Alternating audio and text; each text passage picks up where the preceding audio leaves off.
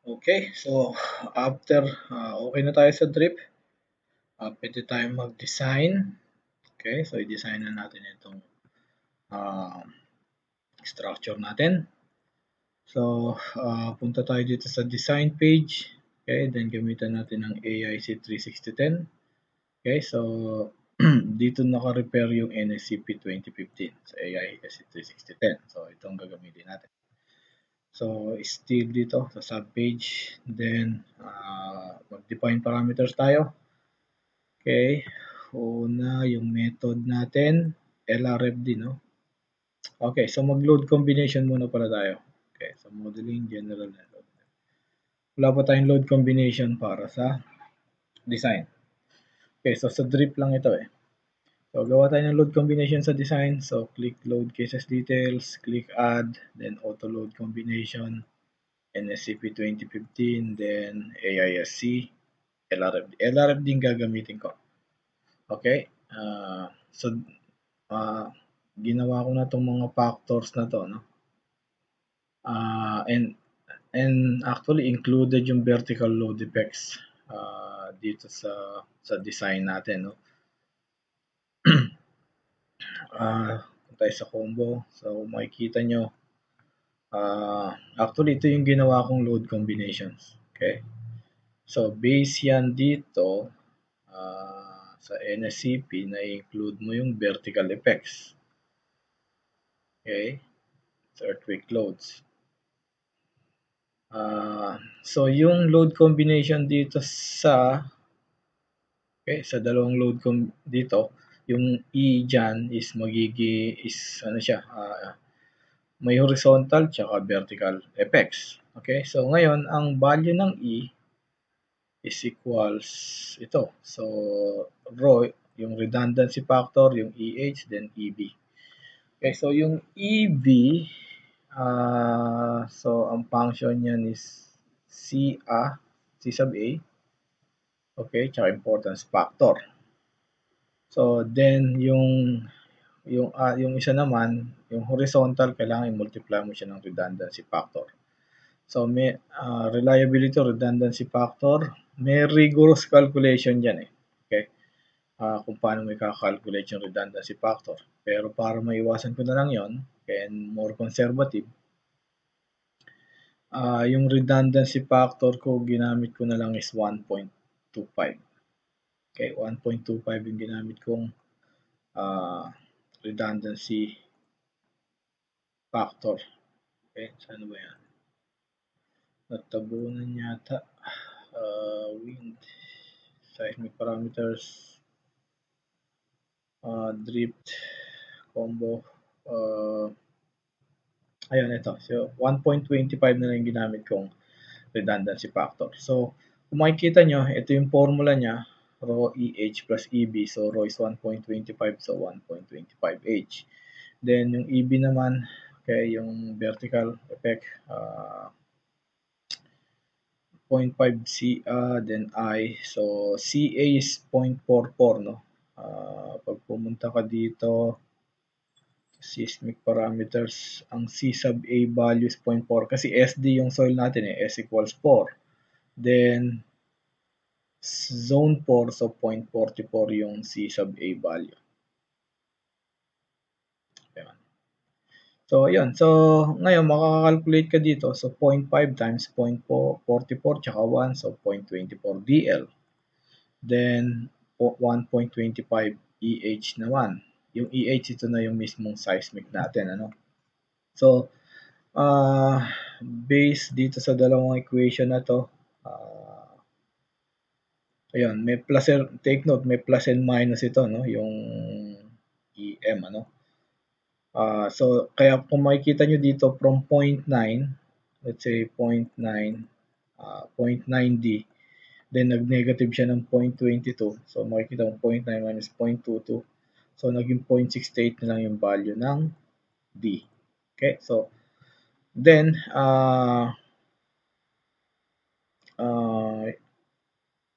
yung sa 1.42 naman, since meron original na 1.2, okay, sa factor sa dead, then nagkaroon ng result na 0.22 DL. So, kaya pag in-add mo yun, 1.2 plus 0.22, so naging 1.42 D. Okay? So, yan. So, may vertical load effects itong load combination natin. Okay? So, actually, nilagay ko na yung rules na yon sa stud. So, yan. So, pag-click ko ng generate, so makikita nyo yun. 1.42, then 1.25, and so on. So, 1.25, nag-increase pa yung seismic niya ng 25% pa. Okay? So, originally, 1.0 lang siya, but dahil doon sa vertical effects, so naging 1.25. Okay, so load combination, so click add, close, so AISC LRFD from, okay, load combination 13 hanggang 26. Okay, so ito yung gagamitin natin sa design. So, check natin yung command tree natin, okay na tayo sa drip check. So, kailangan pa natin ng isang change command dito, then print perform analysis. So, punta tayo dito sa editor. Dapat mag-change tayo dito. Okay. Then, perform. Change tayo. Enter. Perform analysis. Then, mag-load list tayo dito. 13 to 26 yung naalala kong load list natin. So, 13 to 26. Okay, copyhin ko na lang itong load list. Then, change natin ito 13 to 26. Check natin mamaya. So, 13 load combinations or 14. Load and definition. Okay, so tama, 14 load combinations. Okay. So, tingnan natin yung command tree natin. Ayun, so the perform analysis change para sa drip, then perform analysis, then load list, then dito na tayo ngayon. After nito, pwede na tayo mag-design. So, click design. AISC 360, ito yung gagamitin natin. Dito referred yung still design ng NSCP 2015. So, define parameters. Una natin gagawin is yung i-add is yung method. So, LRFD tayo. Okay? LRFD, click add. Then, yung FY natin, FY yield, so 836 na steel lang yung gagamitin ko. 36 kaya size 248 megapascal o 248 Newton per mm square. Okay, so then click add and close. Yun, method LRFD, so i-assign muna natin to. Okay. So, ngayon kailangan natin ng mga ng mga LZ value, no? Kasi putol-putol siya. Okay? Sa stud kasi once mag-connect ka ng infill beams dun sa girder, so puputulin niya para mag transfer yung load. So kailangan niya ng node doon. So makikita niyo putol-putol. Okay? Then ito 6 meters. Ito is 6.03. Okay? So pag tinurn on ko yung beam orientation, shift O. Okay, so yun yung mga beam orientation, yung red yung Y, yung green yung Z, yung blue yung blue value yung axial direction. Okay, so shift O lang. Okay, shift O. Okay, so ayan, natanggal yung member orientation. Okay. Ayun, so maglagay pa LZ parameters, no? Kailangan natin mag-apply. So ngayon dito kasi putol eh. Okay? So 4 meters pero putol siya doon. No? So ang kukunin ni stud dyan is itong 2.5 along doon sa major axis nung column, ano? So, apply natin to ng LZ factor. Okay, so ngayon, dito FYLD248, then define commands, then punta tayo dito sa LZ. Okay, then click yung after current, let's say 7.524. Okay, ayan. Then 7.5, 6.03, and 6 of course. Tsaka kailangan din pala natin ng 4 dito, no? 4, tsaka 3.4. Okay? Sa column. Itong 3.4 is ito. Okay? Naputol kasi yung ano dun eh. Yung column dun due to bracing. So, select beams. Okay? Parallel to Y. Then view. Okay. So, yung 3.4 bali ito. Okay? Assign, then click yes. Then yung 4 meters naman yung sa baba. Yan. So, yung 6 meters natin is ito. Yan. So, then yung 6.03 yung slope beam doon sa taas. Okay? Then yung 7.5 is ito.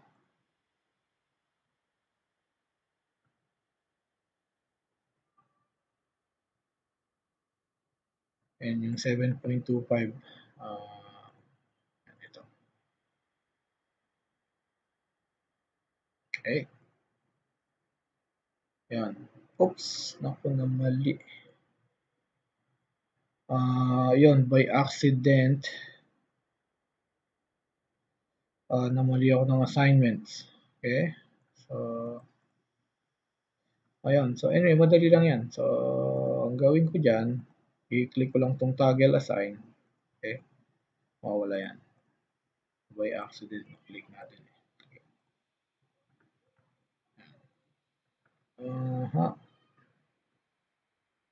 Ayan yan. Ayan.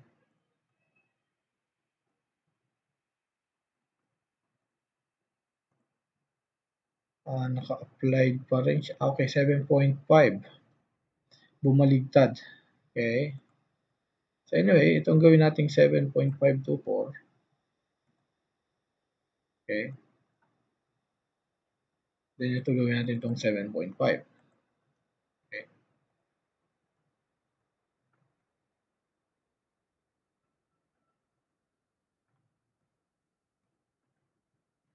Naka-apply pa rin siya doon sa ilalim.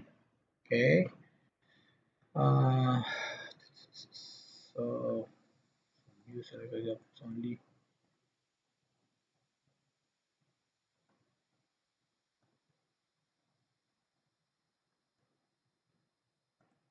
Ayun, okay na. Wala na.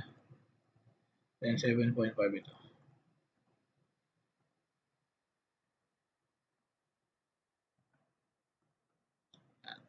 Okay.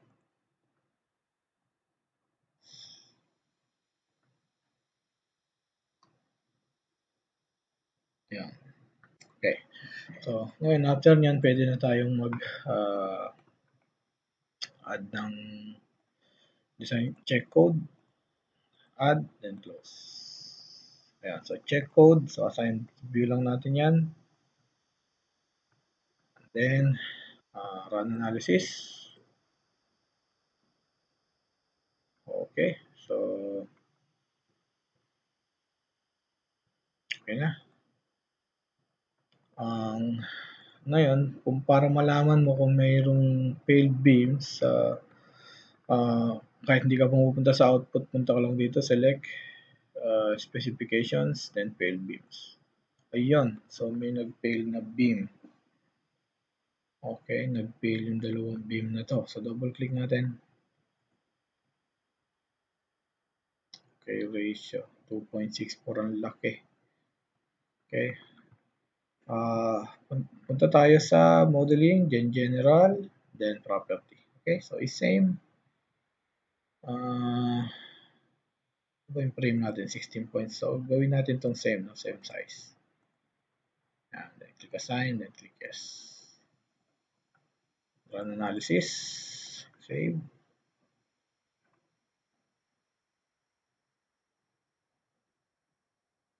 Yan. Click done. Punta ko sa select.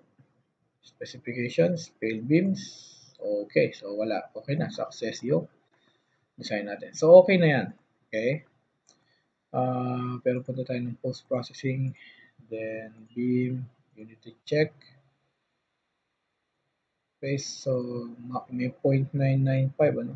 Saktong-sakto yung design ng 0.995. Almost magpe-fail na siya. Okay, so pwede mo ring i-change yan kung gusto mo. Pero ililive ko na lang na ganung size. Okay? Ayan, so sa ganun mo i-design yung itong structure sa stat. So, pero pwede pa tayong mag-take off dito, no? Gawa tayo ng member take off. Okay, para meron tayong initial like weight nung frame natin, check code, then commands, take off, click add and close. So, assign to view, assign and click yes.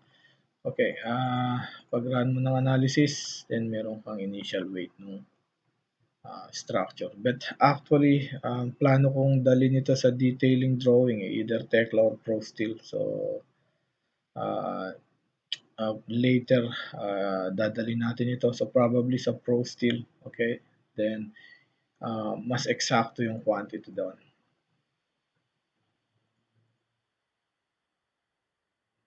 So, in kilonewton ito. So, mga 30 tons siguro to. 28.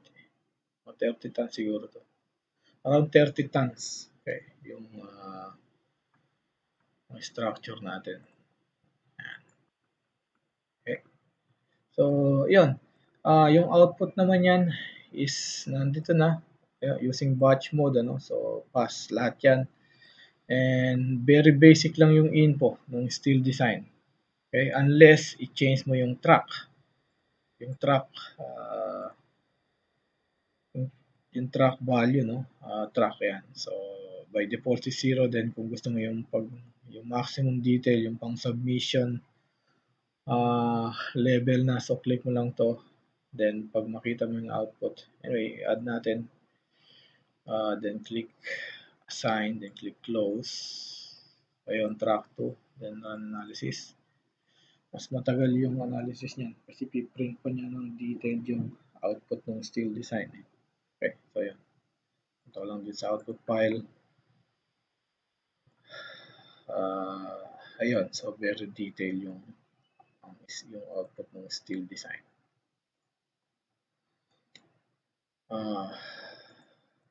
Ayan. Okay. So, ngayon, pwede ka mag-deflection check din dito using this DJ1 and DJ2. Kaya lang napakadami mo namang gagawin kung i-check mo yung per beam sa deflection using DJ1 and DJ2 tsaka yung DFF factor, no? Ngayon, ang ginagawa ko diyan, let's say dun sa mga secondary beams o yung mga infill beams, kukunin ko lang dito uh, yung pinaka like stress kasi simple supported yan eh. So then magche-check ako ng deflection. Kunin ko yung pinaka stress na beam then doon ako mag-check ng deflection. Let's say isang section lang yan, no? Isang section. Ang gagawin ko diyan, isolate ko lang yan. Okay? So then punta ako dito sa post processing, then punta ako sa report, then section forces, so MZ, then loading. Okay, so kailangan natin ng load combination para sa kailangan natin ng load combination doon para sa displacement check vertical deflection, no? General load, add ako dito, define load combination. So let's say DL plus LL. ito yung pang check natin ng vertical deflection. Okay, which is yon. Then run ulit natin yung analysis.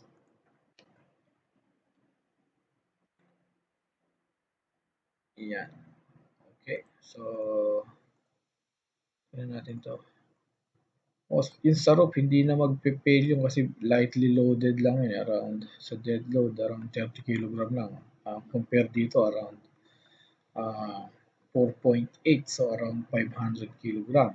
Okay, so punta ka dito sa post-processing, then report, beam report, section forces, MSED. So kasi yung bending is proportional din doon sa deflection. So parallel sila. Okay, so loading, tanggalin itong mga basic load cases. Okay, sorry. So kailangan yung DL lang. Okay, click okay. So around 174. Then ito yung pinaka-stress na beam. So dito na ako mag-check ng deflection. So double click ko lang yan. Punta ako sa deflection. Then set ko to sa DL plus LL local. Then Y direction. So 12. Maximum displacement niya is 12.571. So ang total length niya is 7.5 meters. Divide natin sa 240. Allowable is 31. But since 12 lang, so okay yung local deflection nung infill beam natin. Okay, so ito check din natin ito. So 7.5, and then same section ito siguro check natin ito. Deflection Y, then set natin sa DL plus LL. So 13. Maliit pa rin yan kasi 6 meters divide natin sa 240. 25 yung allowable, then 6 around 14 mm, 3.59 mm yung actually 11 lang kasi local deflection. So safe yung beam natin sa deflection. Okay, so gusto mong reviewin yung unity check beam, then unity check, then eto. Okay, so walang fail na beams. Ayan, okay, so ngayon i-design natin yung connection, of course, para kumpleto yung project natin, i-design natin yung connection. So gagawin natin yon sa next video. Thank you.